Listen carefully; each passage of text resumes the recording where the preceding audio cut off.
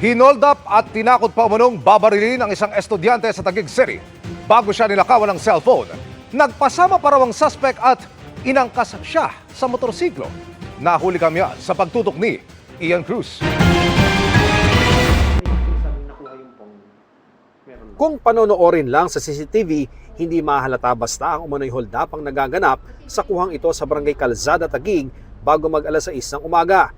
Nakaangkas ang estudyanteng lalaki sa motorsiklong mula H. Sulit Street at kumaliwa sa A. Santos Street. Sa dulo nito ay huminto ang motorsiklo ng mahigit 1 minuto. Nakailang andar, gilid at buwelta pa ito bago ibinaba sa kanto ang estudyante. Naglakad palayo ang estudyante pero sinusundan pa rin ng tingin habang kinakausap ng rider.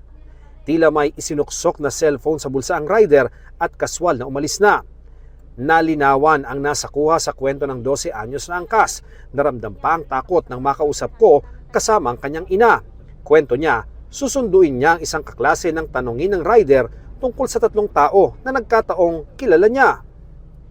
Tinanong po kung may kilala daw po akong tapos?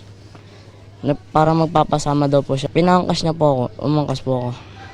Sa kuha kung saan makikita ang matagal silang nakahinto, ay hiniram ng lalaki ang kanyang cellphone para padalhan ng mensahe ang hinahanap umanong tao. Nagpaikot-ikot umano sila hanggang wala ng tao sa kanyang paligid. Nang ibaba naman siya ay nag-iwan umano ng banta ang rider bago umalis nang hindi binabalik ang cellphone. Binantaan po ako ng babarilin. Huwag daw po ako sisiko, babarilin daw po ako. Messenger ng biktima ang ginamit ng rider kaya nabasa pa ng biktima sa ibang gadget ang mensahe ng suspect para sa umano'y kakilala. Sa mensahe niya, nagpakilalang Jason na taga-romantic ang suspect.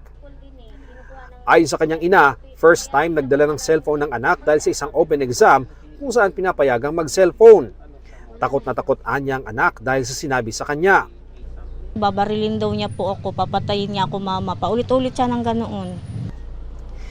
Nakipagtulungan ng mag-ina sa Barangay Calzada para matunto ng suspect.